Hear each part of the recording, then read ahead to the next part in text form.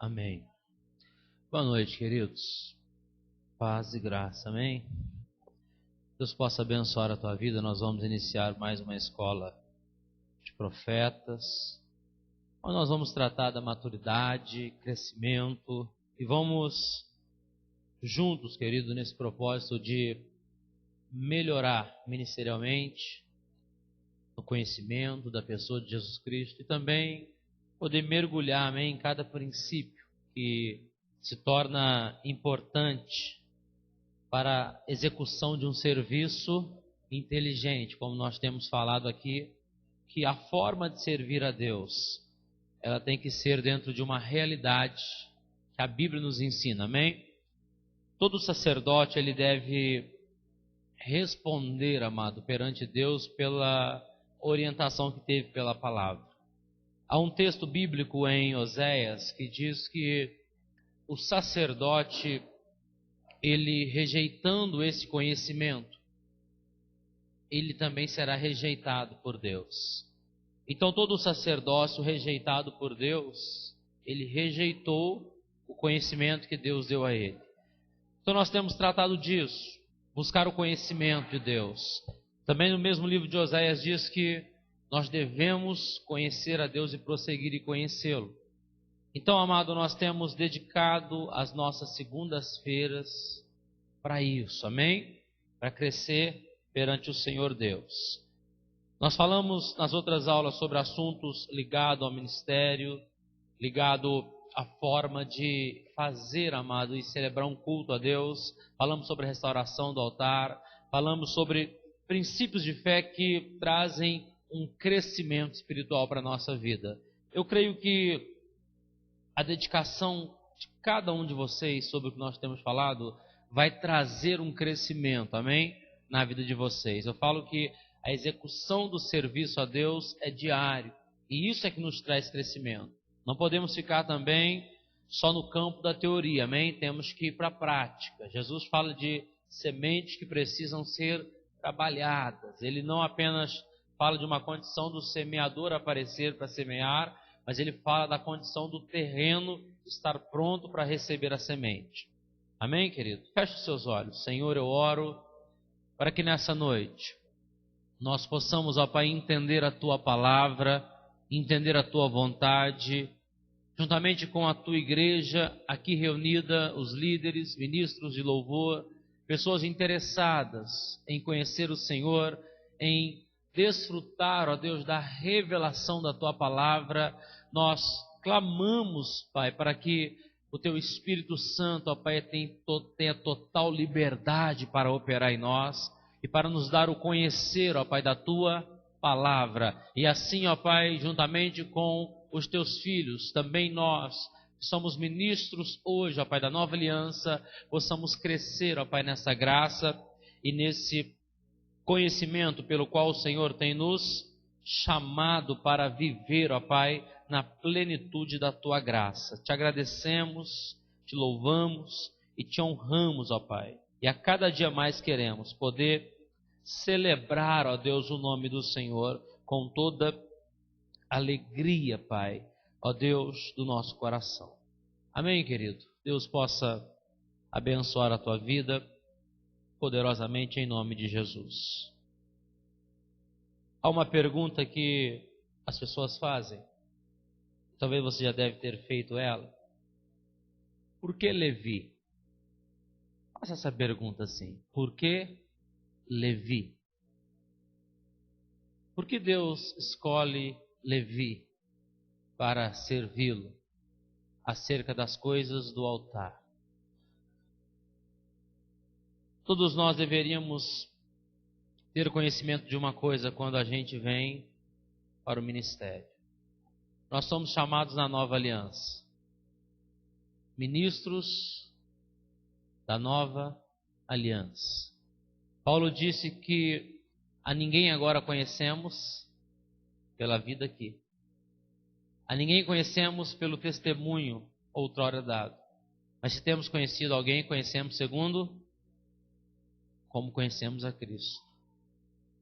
Então, amado, o ministro da nova aliança, ele recebe, querido, uma graça muito imensa no seu ministério, um favor muito intenso. Então ele passa a desfrutar de coisas que nem mesmo os ministros da antiga aliança puderam desfrutar. Por isso a Bíblia fala em Hebreus capítulo 8, Hebreus capítulo 5, sobre a sombra das coisas que estavam por vir. O que é isso? Quer dizer que tudo que se tinha como referência era apenas uma sombra. Quando eu coloco a minha mão, querido, sobre a luz, reflete, querido, a sombra da minha mão. E você vendo a sombra da minha mão, simplesmente você descobre que é a minha mão, pela luz que reflete sobre ela. Mas você não tem uma referência exata do que é a minha mão, de como é a minha mão, dos traços exatos da minha mão. E quando nós chegamos na nova aliança, nós temos a imagem exata das coisas. Nós temos a revelação de tudo que era, de tudo que aconteceu, de tudo que Deus mostrou através dos líderes, dos profetas. Nós temos a revelação precisa. Nós temos em nós, querido, hoje, operando pelo Espírito Santo, toda a revelação da plenitude da pessoa de Jesus Cristo. Então nós temos, querido, esta condição, aonde somos chamados para servir. A palavra muitos são chamados, ali o texto original seria todos são chamados. Ok? Poucos escolhidos, talvez o interesse de alguns não são tão iguais aos de outros, amém? Mas por que Levi? Qual motivo Levi agora vai ser escolhido para ser o sacerdócio? Porque antes da escolha de Levi, também houve uma rejeição de Levi. Repita isso comigo. Antes da escolha de Levi, houve uma rejeição de Levi. Se você ler comigo rapidamente, no livro do Gênesis, capítulo 49, eu quero falar isso para você, acho de extrema importância a gente começar por aqui. Eu iria começar por outro texto, mas é muito interessante esse texto. Gênesis, capítulo de número 49, fala das bênçãos proféticas de Jacó aos seus 12 filhos. E no verso de número 5 e 6 está a narrativa sobre Levi e Simeão. Gênesis 49, verso 5 diz: Simeão e Levi são irmãos. As suas espadas são instrumento de violência. No seu conselho não entre minha alma. Com o seu agrupamento minha glória não se ajunte. Porque no seu furor mataram os homens e na sua vontade perversa jarretaram touros. Maldito seja o seu furor, pois era forte a sua ira, pois era dura, dividi-los-ei em Jacó e os espalharei em Israel. Esse texto do verso 6, no seu conselho não entre a minha alma, não entre a minha vida, ou seja, Deus não iria em nenhum momento entrar na vida de Levi. Deus estava dizendo: Levi, faça o que você quiser do jeito que você quiser, mas não busque o meu conselho, pois eu não te darei o meu conselho. Eu não estarei nas tuas decisões. Quando esse texto aparece, a minha glória não se ajunte com ele, está mostrando que Deus estava dizendo: vocês jamais participarão da minha glória. Vocês não vão experimentar a minha glória, vocês não vão tê-la. Pela atitude que vocês tiveram, pela condição do que vocês são. Mas por que Levi? Esta é uma pergunta. Por que os levitas? A questão que mais se indaga eles são a herança do Senhor, ou os levitas não têm herança porque o Senhor é a herança deles. Abra comigo agora. Eu quero também te ensinar um texto muito importante para a sua vida. Números, capítulo 8. Eu até peço que você rasure a sua Bíblia. Grave isso, marque isso. Você que tem chamado no ministério, marque aí esses versículos que eu vou te falar. Números, capítulo 8, verso de número 16, 17, 18 e 19 é o que eu vou estar lendo, amém? Com muita tranquilidade, observe bem o texto que você está lendo. Se a sua tradução não for, querido, uma ARA como a minha, Almeida Revista Atualizada, não fique desconfortado, amém, com a leitura. Verso 16 de números 8 diz assim: porquanto eles, dentre os filhos de Israel, me são dados, em lugar de todo aquele que abre a madre, do primogênito de cada um dos filhos de Israel, para mim os tomei. Esse é o verso 16, amém? Porque meu é todo primogênito entre os filhos de Israel, tanto de homens como de animais. No dia em que na terra do Egito feri todo primogênito, os consagrei para mim. Tomei os levitas em lugar de todo primogênito entre os filhos de Israel, e os levitas, dados a Arão e a seus filhos.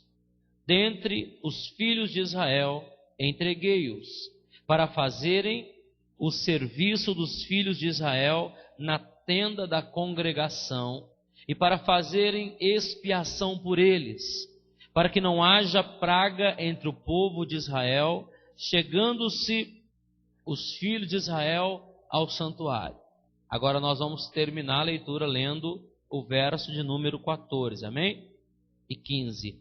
E separarás os levitas do meio dos filhos de Israel.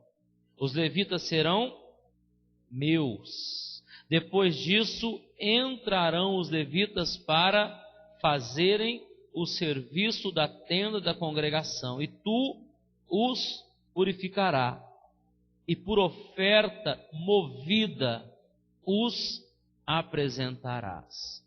Amado, esses versículos que nós lemos, eles estão mostrando agora outra realidade em outro tempo.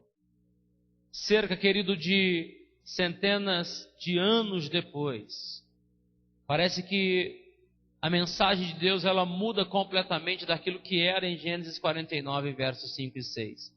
Os levitas não vão participar comigo na tenda, eles não vão ter a minha glória. E agora eles aparecem como os escolhidos e os separados. Por que Levi, querido? É uma dimensão em que o texto ele apresenta quem seria o sacerdote, quem seria as pessoas que poderiam entrar na tenda. Fala comigo. Todo primogênito.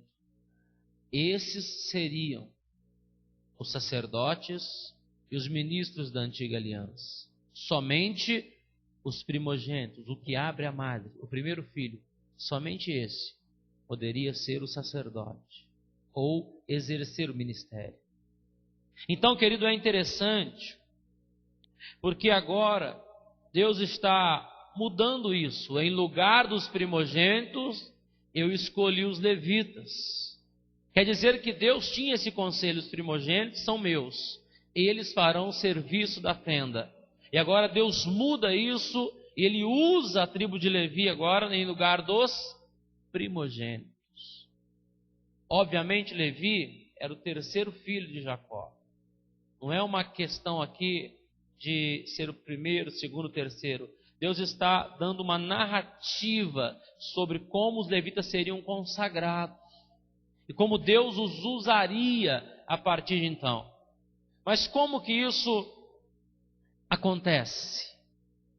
Eles foram rejeitados, agora são aceitos. Por que foram rejeitados? E por que foram aceitos? Fale comigo, eles foram rejeitados porque eles tiveram uma atitude errada e feriram todos os homens daquela cidade. Eles foram aceitos. Fala comigo, eles foram aceitos porque agora eles têm uma postura diferente. Eles não se entregaram ao erro. Olha que lindo isso. Êxodo, capítulo de número 32. Aqui nós vamos ficar mais uns 15 minutos, amém? Para a gente aprender algo importante para a nossa vida ministerial.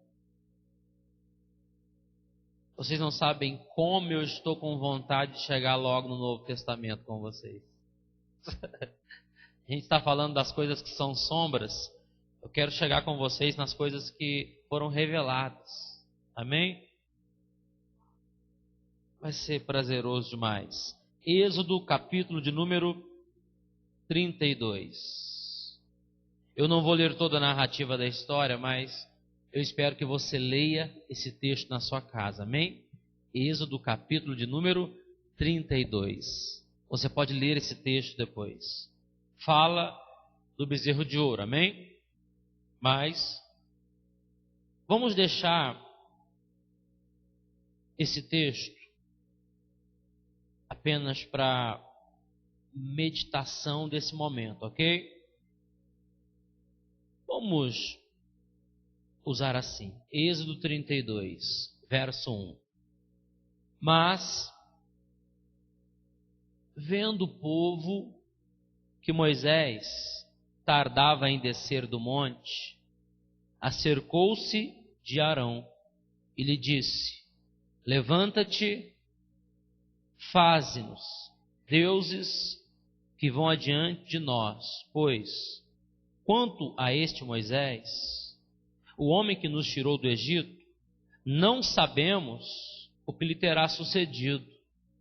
Disse-lhes Arão: tirai as argolas de ouro das orelhas das vossas mulheres, vossos filhos e vossas filhas, trazei-mas. Então todo o povo tirou das orelhas as argolas e as trouxe a Arão.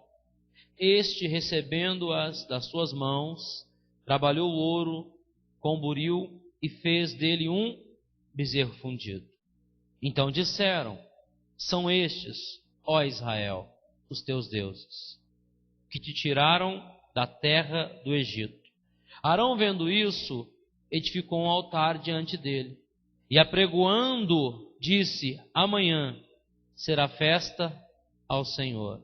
No dia seguinte madrugaram e ofereceram holocaustos e trouxeram ofertas pacíficas. E o povo assentou-se para comer e beber e levantou-se para divertir-se. Então disse o Senhor a Moisés: vai, desce, porque o teu povo, que fizeste sair do Egito, se corrompeu. E depressa se desviou do caminho que lhe havia eu ordenado. Fez para si um bezerro fundido e o adorou e lhe sacrificou. E diz: são estes, ó Israel, os teus deuses, que te tiraram da terra do Egito. Disse mais o Senhor a Moisés: tenho visto este povo, e eis que é povo de dura cerviz. Agora, pois, deixa-me, para que se acenda contra eles o meu furor, e eu os consuma, e de ti farei uma grande nação. Amado, não precisamos ler todo o texto aqui, mas há uma narrativa em que Moisés ele chega muito bravo com a situação, ele até lança as pedras da lei de Deus e as quebra, furioso por causa da atitude. Até Josué fala com ele sobre o barulho que ele está ouvindo, um barulho de guerra, mas não era um barulho de guerra, era um barulho realmente de festa, de corrompimento. E é interessante que esse texto ele vai desaguar exatamente no porquê Levi. E olha que interessante, esse versículo aqui, de verso 25 deste capítulo, ele diz assim: vendo Moisés que o povo estava desenfreado, pois Arão o deixara à solta para vergonha no meio dos seus inimigos, pôs-se em pé à entrada do arraial e disse: quem é do Senhor, vem até mim. Então se ajuntaram a eles todos os filhos de Levi, aos quais disse: assim diz o Senhor, passai e tornai a passar pelo arraial, de porta em porta, e mate cada um a seu irmão, cada um a seu amigo, e cada um a seu vizinho. E fizeram os filhos de Levi segundo a palavra de Moisés. E caíram do povo naquele dia uns 3.000 homens, pois Moisés dissera: consagrai-vos hoje ao Senhor, cada um contra o seu filho e contra o seu irmão, para que ele vos conceda hoje bênção. Amado, a atitude de Levi, ou toda a tribo de Levi, foi não se render e não se prostrar ao bezerro de ouro. Nesse momento único, eles simplesmente recusaram se dobrar àquele bezerro de ouro. E essa atitude deles trouxe no coração de Deus, amado, algo que nós chamamos de fato Deus não muda, mas há atitudes que nós tomamos que liberam portas abertas sobre a nossa vida. E Levi teve essa porta de bênção. E a partir dali, Deus escolheu ele para o sacerdote. E a partir dali ele serve na tenda, em lugar dos primogênitos que nós lemos lá em Números, amém? Mas é muito lindo essa história, porque a princípio é uma oportunidade que eles estão tendo de poder fazer algo para Deus.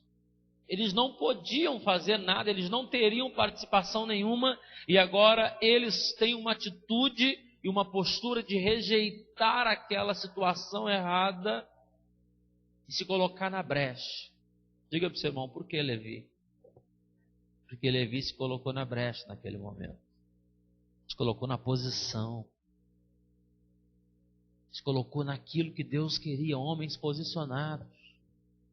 Mas olhe para o seu irmão e fala assim: você sabia que Moisés era da tribo de Levi?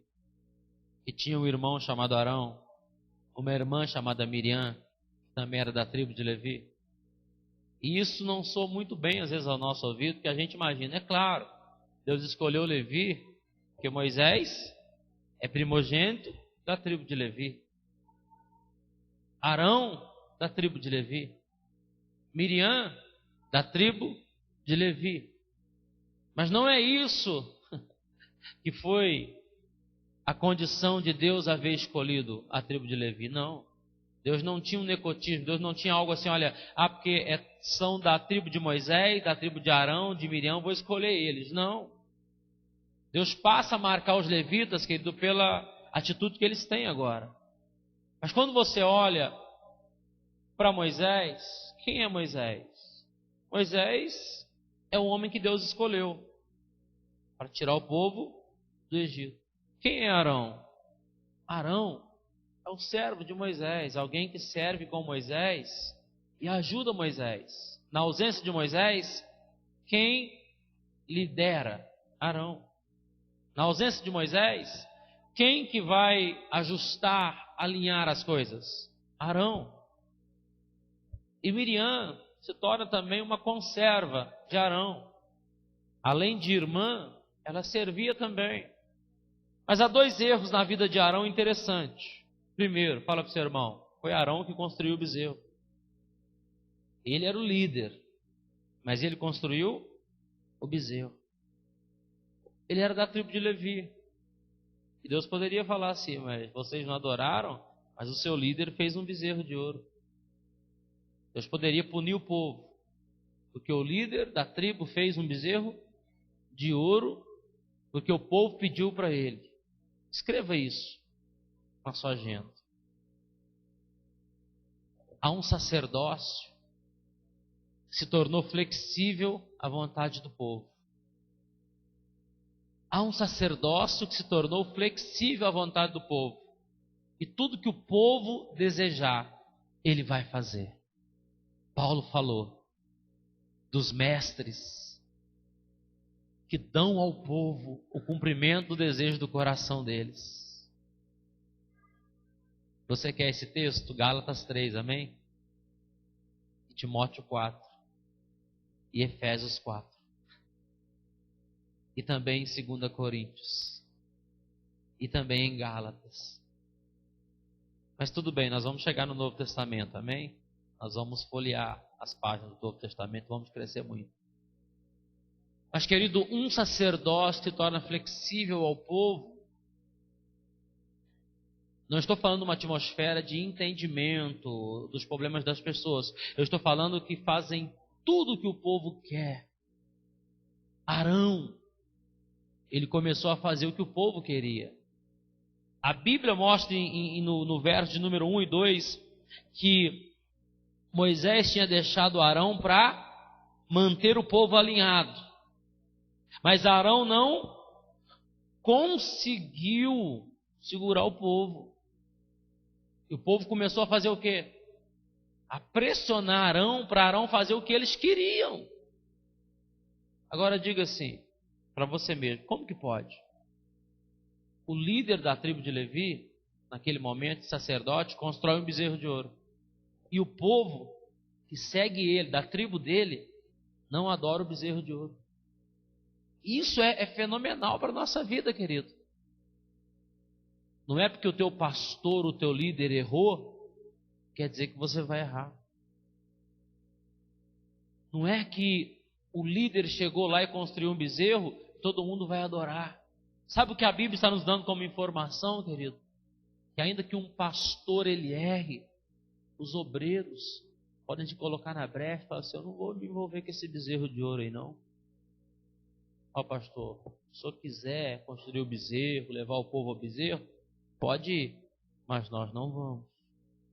Quando um sacerdote está caído no Santo do Santo, o que os coatitas faziam? Até sabe quem que eram os coatitas? Esse nome coatitas, sabe de onde veio? Sabe de onde veio esse nome? Era que o pai de Moisés, Anrão, tinha um pai que tinha esse sobrenome, Coate.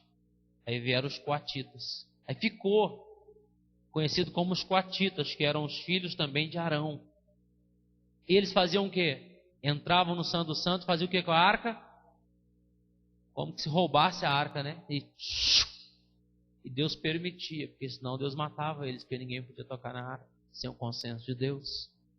Então, quando o sacerdote está caído no Santo do Santo, o que os obreiros fazem? Se reúnem em oração para que a glória de Deus, a arca, não seja roubada. Então, o que os levitas fizeram? Nós não vamos adorar.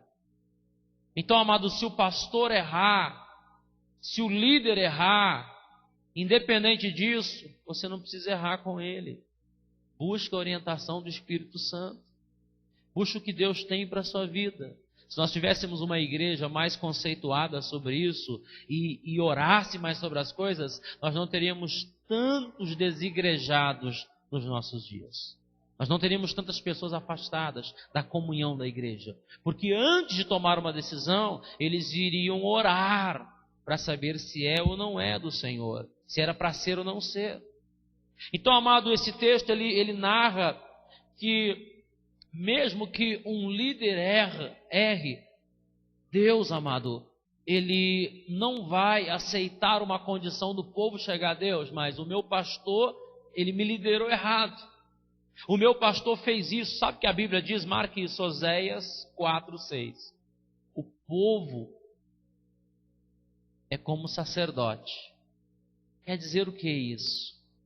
Aqui, em poucas palavras, isso quer dizer que um sacerdote que rejeita o conhecimento, e o povo também rejeita o conhecimento, o povo vai se tornando farinha do mesmo saco. O povo vai aceitando qualquer coisa. O povo vai deixando a vida correr de qualquer forma. Vai criando um desalinhamento, vai acontecendo um desbalanceamento, está tudo fora dos padrões morais da fé. Não tem problema não, a música é boa, Não tem problema não. O pastor é gente boa pra caramba, querido. O pastor pode ser gente boa que nem Davi era. Nem por isso Deus aceitou Davi construir o templo.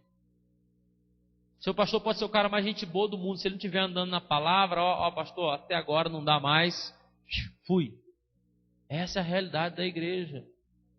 Eu não tenho medo de falar sobre isso para vocês. Por que eu não tenho medo?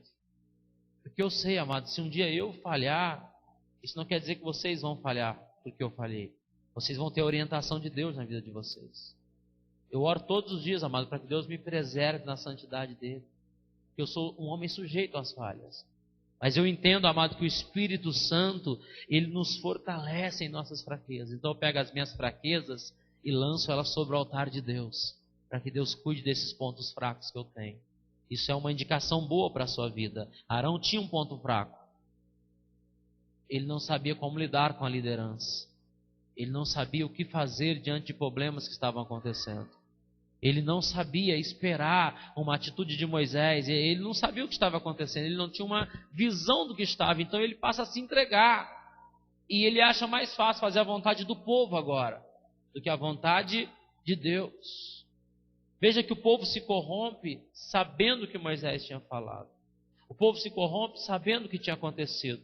Então, amado, entenda isso. A tribo de Levi não adora, mas é um da tribo de Levi que constrói o bezerro. Escreva isso. Quem vai construir o bezerro não é o ímpio, não é o cara de outro setor da religião. Quem vai construir o bezerro de ouro é as pessoas que estão no nosso meio evangélico. É incrível como as placas das igrejas vão denunciar elas. É incrível como as pessoas vão dizer, mas é uma igreja evangélica. E é por isso que algumas igrejas já estão deixando esse nome, esse slogan, igreja evangélica. Uns já estão partindo para ministérios, para comunidades cristãs. Não estão querendo mais. Não está soando bem. Quando alguém fala, você é evangélico, e já vem às vezes essa intenção mesmo. A igreja evangélica dos nossos dias é uma igreja que está trabalhando para construir bezerros de ouro. O que o bezerro de ouro faz? Ele rouba o propósito de Deus. Sabe quantos quilos de ouro se gastou no bezerro? 490 quilos de ouro se gastou no bezerro. E sabe o que foi feito com o ouro do bezerro? Moisés esfarelou ele no fogo e jogou ele rio abaixo. E falou assim, vocês que fizeram o bezerro agora, vocês podem tomar essa água aí. A Bíblia diz que muitos deles morreram. Os que ficaram vivos é porque Deus teve misericórdia e conheceu o coração deles. Amado, eu preciso que você entenda isso com mais profundidade, amém? E durante as aulas nós vamos não tratar sobre o bezerro, mas sobre uma liderança flexível a homens e uma liderança flexível a Deus. Porque ser flexível, amado, é o ideal da vida. Eu preciso ser flexível, porque senão eu também me quebro. Mas eu tenho que saber qual é o ponto de flexibilidade para cada momento do meu ministério. Então, amado, escute isso que eu falei sobre Arão. E agora vamos em Números 11. Sobre um segundo erro de Arão no ministério que vai nos ajudar muito. Números 12. Números 11 fala de Moisés. E Moisés está um pouco cansado, pensando em desistir, querendo entregar os pontos. Ele tem uma conversa com Deus e Deus fala para ele, aí Moisés, você vai desistir mesmo? Moisés fala, vou desistir. Aí Deus dá uma renovada na fé dele, fala para ele levantar 70 velhinhos para estar na frente da obra. E ele se anima mais um pouco, a unção que está sobre ele enche 70, os 70 se tornam conselheiros de 100, 100 de 1000, e aí há um descanso, parece, na vida de Moisés, mas não é verdade, amém? Ele vai trabalhar mais ainda do que estava trabalhando. Números 12. A história, ela está narrada aqui, mas ela até é vista em outros textos, amém? Falaram Miriam e Arão contra Moisés, por causa da mulher cuxita que tomara, a filha do sacerdote Jetro, amém? Pois tinha tomado a mulher cuxita. E disseram: porventura tem falado o Senhor somente por Moisés? Não tem falado também por nós? O Senhor o ouviu. Era o varão Moisés muito manso, mais do que todos os homens que havia sobre a terra. Logo o Senhor disse a Moisés e a Arão e a Miriam: vós três, sai à tenda da congregação. E saíram eles três. Então o Senhor desceu na coluna da nuvem e se pôs à porta da tenda. Depois chamou a Arão e a Miriam, e eles se apresentaram. Então disse: ouvi agora as minhas palavras. Se entre vós há profeta, eu, o Senhor, em visão, a ele me faço conhecer, ou falo com ele em sonhos. Não é assim com o meu servo Moisés, que é fiel em toda a minha palavra, minha casa. Boca a boca falo com ele, claramente e não por enigmas, pois ele vê a forma do Senhor. Como, pois, não temestes falar contra o meu servo, contra Moisés? E a ira do Senhor contra eles se acendeu e retirou-se. A nuvem afastou de sobre a tenda, e eis que Miriam achou-se leprosa, branca como a neve. E olhou Arão para Miriam, e eis que estava leprosa. Então disse Arão a Moisés: ai, Senhor meu, não ponhas, te rogo, sobre nós este pecado, pois loucamente procedemos e pecamos. Ora, não seja ela como um aborto, que saindo do ventre de sua mãe tenha metade da sua carne já consumida. Moisés clamou ao Senhor dizendo: ó Deus, rogo-te que a cures. Respondeu o Senhor: Moisés, se seu pai lhe cuspira no rosto, não seria envergonhada por 7 dias? Seja detida 7 dias fora do arraial, e depois recolhida. Assim Miriam foi detida fora do arraial por 7 dias, e o povo não partiu enquanto Miriam não foi recolhida, porém depois o povo partiu de Azerote e acampou-se no deserto de Parã. Amado, a Bíblia fala que Miriam e Arão, mas eu preciso resumir isso para você, a história é um pouco longa, mas é a realidade. Quando Arão novamente erra, e sobre o conselho de Miriam e dos povos que estavam ali, que na verdade, sabe o que aconteceu? Você vai ler a Bíblia, mais à frente você vai descobrir isso. As pessoas começaram a falar assim para Arão e Miriam: Deus também fala com vocês. Vocês também são escolhidos de Deus. Isso cresceu no coração deles. Eles, eu também posso fazer isso. Não é só Moisés, não. Eles começaram a se engrandecer e trouxeram neles, no coração deles, isso. Será que Deus só fala por Moisés? Mas não era uma questão se Deus está falando ou não está, porque Deus falava com Arão, falava com Miriam, descia na tenda, na nuvem e falava com eles. Mas a questão aqui agora, querido, é como eles usaram isto como uma ferramenta contra Moisés. Como a atitude deles veio contra Moisés. Porque o povo vinha de forma muito sutil. Então, Juninho, Deus também fala com você. Juninho, Deus tem algo com você. O povo vinha assim: ô Juninho, então, o pastor Juninho, ele tem os defeitos dele, né? Você não, você é o cara da vez. Era assim, era sutil demais. Aí o Juninho cresce. Não, realmente. Esse é o perigo das nossas vidas. É quando as pessoas chegam muito sutil, começam a nos elogiar muito, colocar defeitos no pastor, defeito no líder, defeito nas pessoas que estão fazendo algo que Deus chamou elas. O maior perigo da sua chamada, querido, como um Arão, como uma Miriam, como um Moisés, é você deixar-se influenciar pelas pessoas que de forma sutil chegam e falam nos seus ouvidos. Quantas pessoas já nos procuraram, eu e a pastora Tânia, depois de ter recebido um cajado dos nossos pastores duro, eles vinham, não, é porque eu prefiro falar com vocês, que vocês são mais mansos, vocês sabem, irmão, se for fofoca, sai para lá, e não tem jeito não. Eles iam para difamar os nossos pastores, querendo que a gente jogasse com eles. Não dá, querido, não dá, porque isso aqui se torna uma ferramenta amanhã contra a tua vida. Então olha o que a Bíblia fala, e Miriam ficou leprosa, e Arão novamente, Cássio, escapa. Diga para o seu irmão, a primeira vez, o cara faz um bezerro de ouro, nada acontece com ele, pastor. A segunda vez, o cara fala mal do principal homem de Deus daqueles dias, nada acontece com ele de novo. É incrível. Arão escapa 2 vezes, ele não é punido.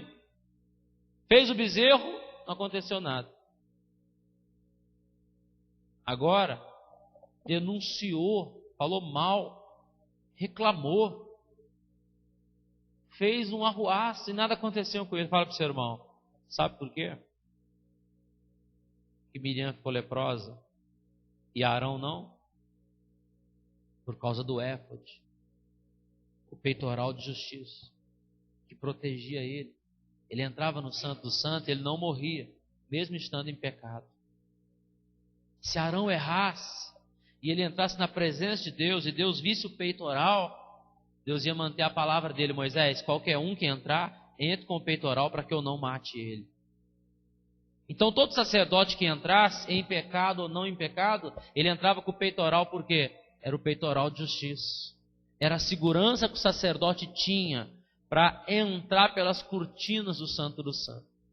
Quando nós lemos na aula passada e falamos do sacerdote caído, ele entrava no Santo do Santo, mas ele não ouvia mais Deus, mas ele voltava vivo. Tinha uma celebração das colheitas, uma vez por ano, o sacerdote entrava e ele morria lá dentro se estivesse em pecado. Era uma única vez. Mas o ano todo, pessoas entravam e saíam, que eram pessoas escolhidas para aquilo. Mas Arão, ele tem 2 livramentos. Era para ele ter morrido, porque por muito menos, ou por muito mais, os 2 filhos dele, Nadab e Abiú, Levítico 10, quando eles entram, e não é no Santo do Santo, eles entram no santo lugar, e vão acender o incensário, o candeeiro, Deus mata eles. Eles nem se aproximaram da cortina do Santo Santo. Só de entrar no santo lugar para acender o castiçal, Deus matou eles. Que o fogo era estranho? Não. Eles estavam bêbados na presença de Deus. Eles beberam, foram lá, vamos acender isso aqui. E a gente tem que acender todo dia.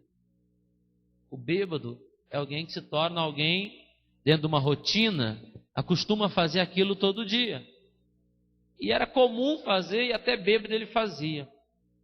E ele foi lá, mas naquele dia, Deus falou assim, é hoje. Nadab e Abiú caem mortos. Fala comigo, éfode, peitoral de justiça. Sombra disso, o que é? Fala comigo, o Espírito Santo. É por causa do Espírito Santo, querido, que muitos de nós chegamos na presença de Deus todo bagunçado, desconcertado, e não somos punidos como devíamos ser. A misericórdia é um lugar em Deus onde eu não recebo o que mereço receber. A palavra misericórdia, filho, ela vem do into do grego para fora, dizendo assim, olha, você merece ser punido, mas não será por causa do teu Deus, porque Ele morreu na cruz. A palavra graça, muitos acreditam ser o mesmo entendimento de misericórdia, mas não é. Graça é diferente. Eu não mereço, mas Ele faz por mim. Isso é graça, favor imerecido. Misericórdia não, eu mereço ser punido, mas Ele não vai me punir. Então Arão, querido, ele escapa a primeira vez, a segunda vez. Mas por que Levi? Porque Deus, amado, Ele faz uma escolha. não dentro do que os homens querem, mas dentro do que ele viu naquele momento, que ele enxergou Levi, não só naquele dia, não só naquela hora, mas em todo o tempo. Então nós temos que ter, amado, hoje, a condição de entender isso. E todo o sacerdote da antiga aliança, ele vai vir da casa de Levi. Mas existe um sacerdote, segundo a ordem de Melquisedeque. Ele não é contado. Ele aparece na Bíblia de tempo em tempo.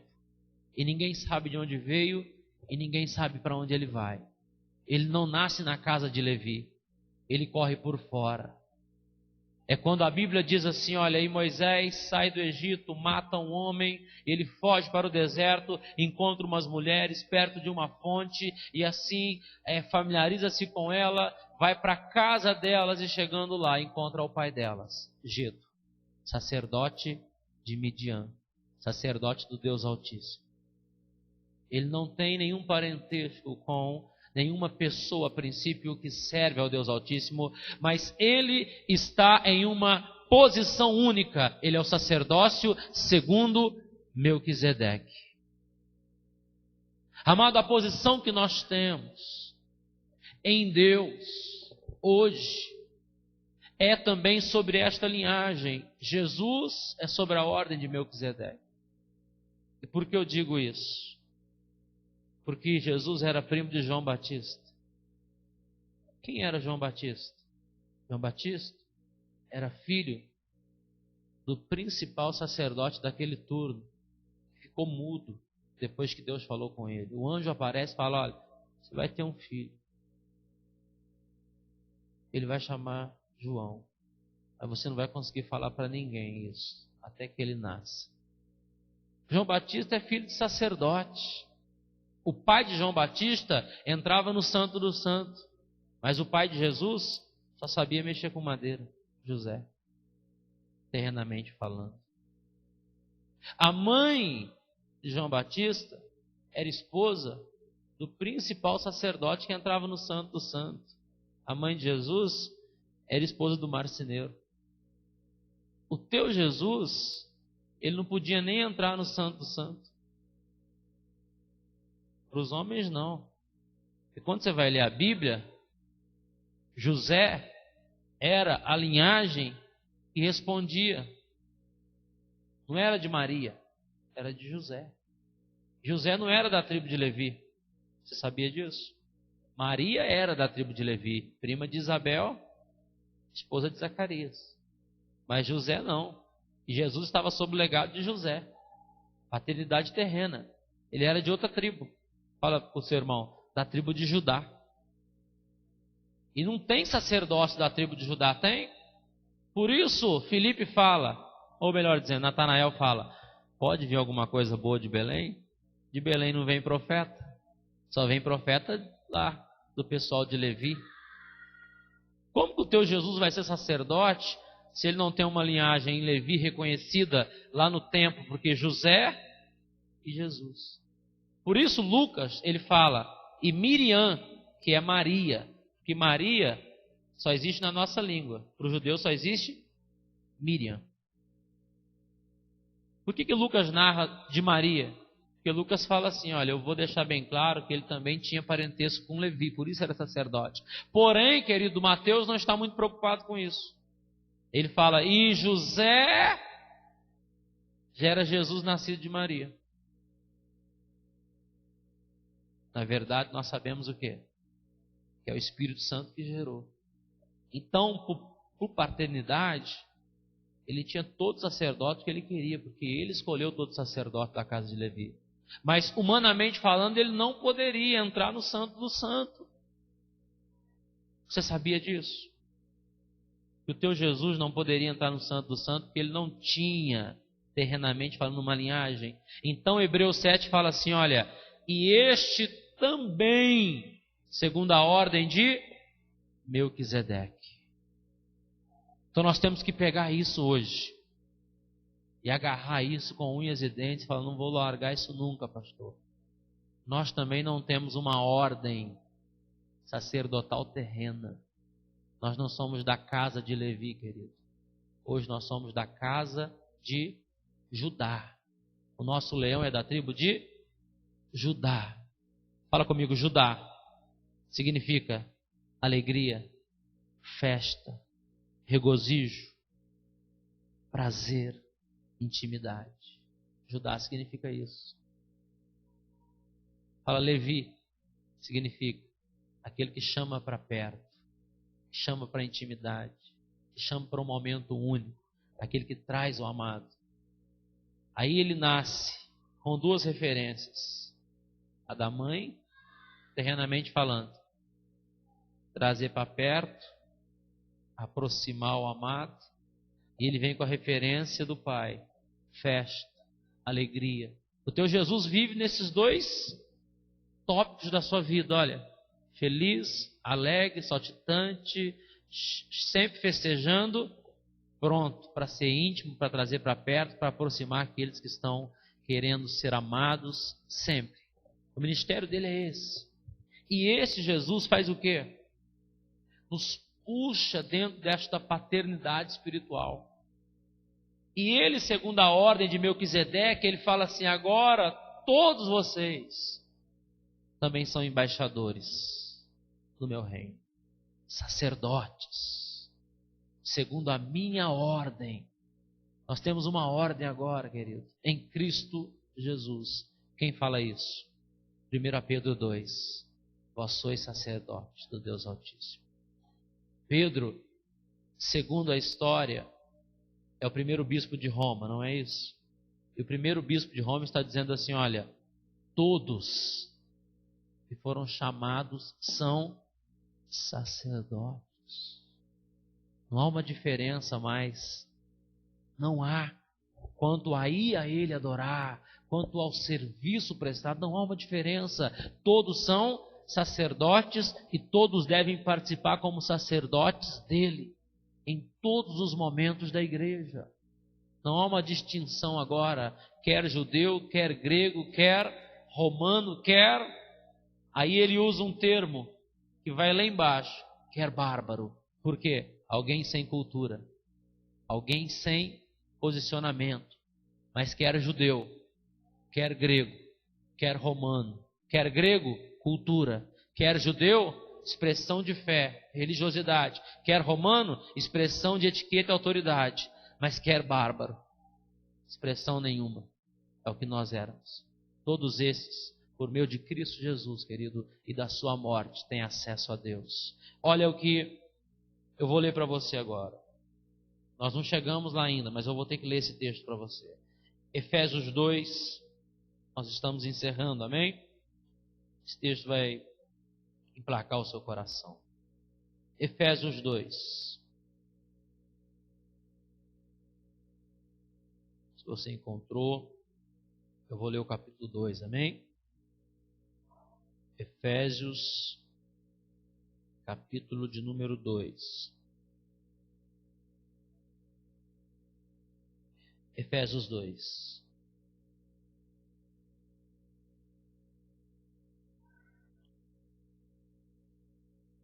Você está aí?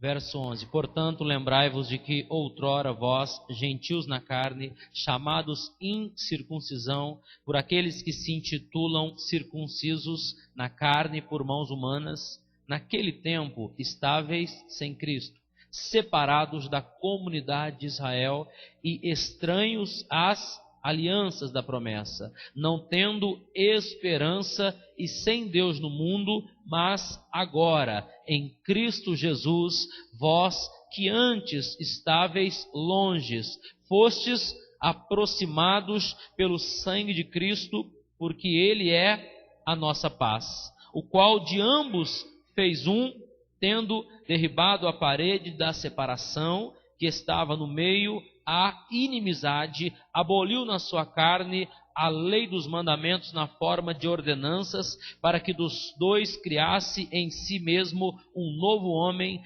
fazendo a paz, e reconciliasse ambos em um só corpo com Deus por intermédio da cruz, destruindo por ela a inimizade, e vindo evangelizou a paz. A vós outros que estáveis longe, a paz também aos que estavam perto, porque por ele ambos temos acesso ao Pai, em um Espírito. Assim já não sois estrangeiros e peregrinos, mas concidadão dos santos, e sois da família de Deus, edificado sobre o fundamento dos apóstolos, sendo Ele mesmo, Cristo Jesus, a pedra angular, no qual todo edifício, bem ajustado, cresce para o santuário dedicado ao Senhor, no qual também vós, juntamente, estáis sendo edificado para a habitação de Deus no Espírito. Olha, amado, o que Ele está fazendo? Ele está te dando total acesso a Deus agora. Ele está abolindo toda condição de ordenança. Qual ordenança aqui? Dos 10 mandamentos? Não. Há um texto em Mateus que fala: eu não vim para anular a lei e nem os profetas. Essas ordenanças são o quê? Que só um ou outro pode celebrar. Só um ou outro pode ter acesso ao Santo do Santo. Ele vem para anular essa condição que só a casa de Levi pode servir. Ele vem para dar uma nova posição, querido, que nele nós temos acesso a Deus. Como nós temos acesso a Deus? Com ousadia no Espírito. Amém? Você acredita nisso? Amém. Feche seus olhos. Senhor Deus, a Tua palavra, ela é verdadeira e ela descreve isso em Hebreus 10, 18, onde a remissão desse já não é oferta pelo pecado. E nós temos agora ousadia para entrar no Santo do Santo pelo sangue de Jesus, pelo novo e vivo caminho, que Ele nos consagrou pelo véu, isto é, pela Sua carne. E tendo grande sacerdote sobre a casa de Deus, aproximemo-nos com sincero coração, plena certeza de fé, tendo o coração purificado da má consciência e lavado o corpo com água pura, guardamos firme a confissão da esperança sem vacilar. Pois quem fez a promessa é fiel. Consideramos nós também uns aos outros, Pai, para nos estimularmos no amor e nas boas obras. E não podemos deixar, Senhor, de congregar, como é costume de alguns, antes façamos admoestações, Pai, e tanto mais quanto vedes que o dia do Senhor aproxima. Te louvamos, ó Pai, te agradecemos pelo Espírito Santo, porque quando o Senhor não enxerga nenhuma beleza em nós, só o Espírito Santo é a beleza que nós temos. Quando não há em nós nenhuma vontade de fazer o bem, lá está o Teu Espírito intercedendo por nós. Quando em nós não há uma atmosfera de esperança, de vontade, de desejo de Te adorar, o Espírito Santo gera em nós esta vontade. A Tua palavra diz que até a vontade de Te adorar vem do Senhor, ó Pai. Nós queremos Te agradecer por isso nesta noite. Em o nome de Jesus. Nós assim, Pai, fazemos menção deste amor incondicional pelo qual o Senhor, ó Pai, tem para as nossas vidas.